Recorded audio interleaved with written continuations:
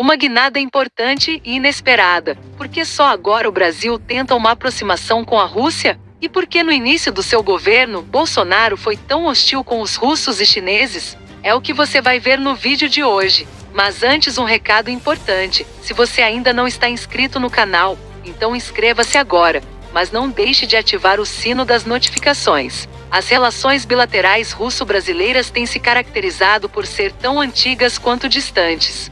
Seu início remonta a 1827, quando a Rússia reconhece a independência do Brasil, ou mais precisamente a 1828, momento em que ocorre o mútuo estabelecimento de representações diplomáticas. Como toda relação bilateral, os países em questão discutem temas pertinentes a ambos, colocando na mesa os interesses de cada nação, podendo assim evoluir para acordos comerciais, econômicos e militares. Quando as relações bilaterais, os países em questão têm abordagens divergentes, muitas vezes essas diferenças podem evoluir para o esfriamento das relações, tendo como consequência restrição de importações, imposições e, em muitos casos, até mesmo a guerra. No caso russo-brasileiro, as relações bilaterais passaram a sofrer, a partir da Revolução Bolchevique de 1917, uma forte restrição derivada da ideologia do novo regime político russo.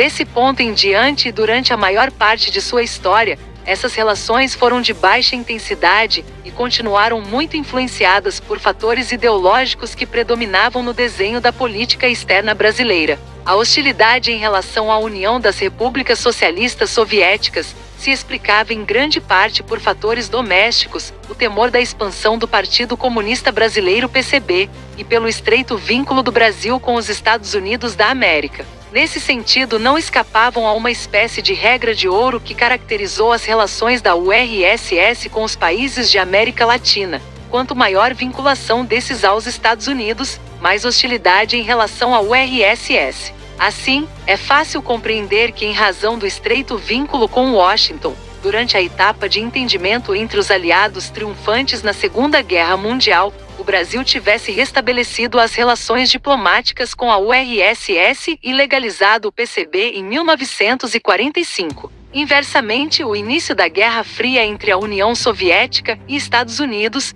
trouxe uma ruptura nas relações entre soviéticos e brasileiros, onde foi decretada a ilegalidade do Partido Comunista Brasileiro. Em 1961, as relações entre a União Soviética e Brasil voltam, mas em 1964 sofre um novo esfriamento com o golpe militar no Brasil. Na década de 70, os dois países voltam a se aproximar e alguns acordos comerciais são firmados e esse intercâmbio comercial atinge a marca de 440 milhões de dólares. Na década de 80, o Brasil não adere ao embargo econômico imposto pelo bloco capitalista e também não boicota os Jogos Olímpicos de Moscou de 1980 por causa da invasão soviética ao Afeganistão. O Brasil continuou exportando soja para os soviéticos e continuou importando petróleo deles. Como você pode ver, a diplomacia brasileira sempre falou mais alto e mesmo fazendo parte de um bloco diferente, e no âmbito da Guerra Fria, o nosso país não aderiu aos embargos econômicos e nem ao boicote dos Jogos Olímpicos de Moscou.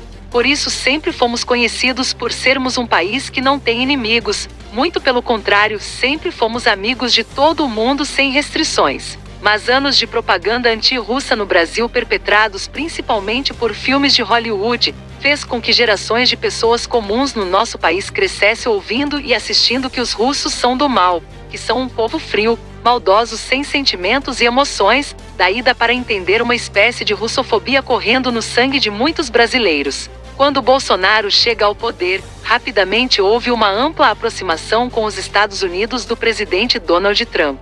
Nessa época, inclusive, o nosso presidente chegou até mesmo a expressar apoio à Ucrânia em detrimento aos interesses russos. A China foi outro grande alvo de Bolsonaro, e isso porque a China é o nosso maior parceiro comercial. Tudo que o Brasil tinha feito para ser conhecido como um país mediador e amigo de todo mundo, mesmo no âmbito da Guerra Fria, Bolsonaro estava jogando fora ao se posicionar em favor de um lado. Bolsonaro chegou a cogitar reconhecer Jerusalém como capital de Israel em detrimento ao povo islâmico. Mas tudo mudou quando o então presidente Donald Trump deixa o poder e passa o cargo para Joe Biden.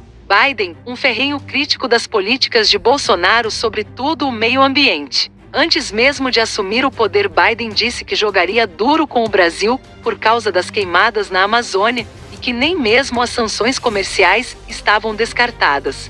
Bolsonaro chegou a responder que quando acaba o diálogo, tem que ter a pólvora. Além disso, demorou 38 dias para reconhecer Biden como novo presidente dos Estados Unidos da América.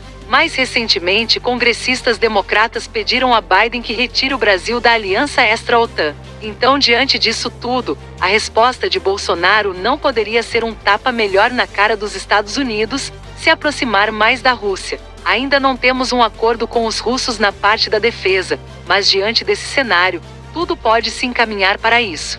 Brasil e Rússia têm muito em comum, ambos os países têm dimensões continentais, população e PIB parecidos, e ambos estão do outro lado da mesa em relação aos Estados Unidos. Creio que o Brasil possa fazer grandes negócios com os russos e não ficando refém dos norte-americanos. Podemos imitar os indianos que fazem negócios tanto com a Rússia, tanto com os Estados Unidos. Eu vou ficando por aqui. Se você gostou desse vídeo, deixe o seu like e também compartilhe com seus amigos. Um forte abraço a todos e até o próximo vídeo.